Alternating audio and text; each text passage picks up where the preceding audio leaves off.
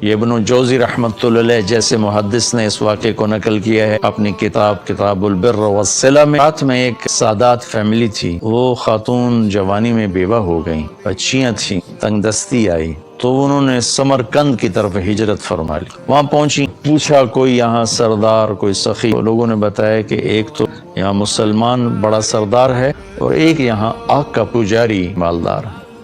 تو انہوں نے سوچا کہ میں غیر مسلم کے پاس کیوں جاؤں؟ وہ مسلمان کے پاس گئیں اور اس سے فرمایا کہ میں آل رسول ہوں، پردیسن ہوں، میری بچیاں ہیں، مجھے ٹھکانہ بھی چاہیے، کھانا بھی چاہیے۔ وہ سردار کہنے لگے تیرے پاس کوئی، عام طور پر جو اہل البیت ہے ان کے پاس لکھا ہوا نسب نامہ ہوتا ہے، میں نے کئی گھرانوں میں ماشاءاللہ دیکھا اللہ کے رسول تک ان کے سارے آبا کے نام لکھے ہوئے۔ تو کہا تیرے پاس کوئی سند ہے؟ اس نے کہا بھائی میں تو پردیسی ہوں، غربت کی ماری میں کہاں سے سند دکھاؤں؟ تو وہ کہنے لگا یہاں تو پھر ہر دوسرا آدمی کہتا ہے میں سید ہوں، آل رسول ہوں۔ اس نے کوئی اچھا جواب نہیں دیا تو وہ وہاں سے آئیں اور آتش پرست کے پاس گئیں، وہ جو آگ کا پجاری تھا، اور اپنا تعارف کروایا۔ اس نے فوراً اپنی بیگم کو ساتھ بھیجا اور کہا کہ جاؤ ان کی بچیوں کو لے کر آؤ۔ جاؤ، انہوں نے کہیں ٹھہرایا ہوا تھا، ان کو لے کر آئے، سرد رات تھی، ان کو کھانا کھلایا، سلا دیا۔ رات کو مسلمان سردار نے خواب دیکھا کہ اللہ تعالیٰ کے محبوب صلی اللہ علیہ وسلم جنت میں خوبصورت سونے کا محل ہے، اس کے دروازے پر کھڑے ہیں۔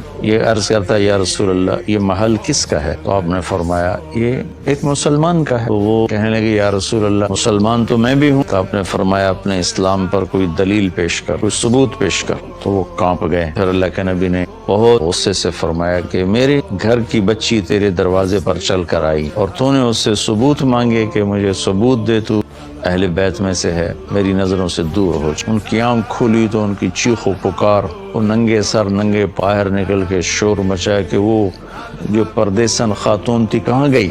کہا جی وہ تو وہ لے گیا۔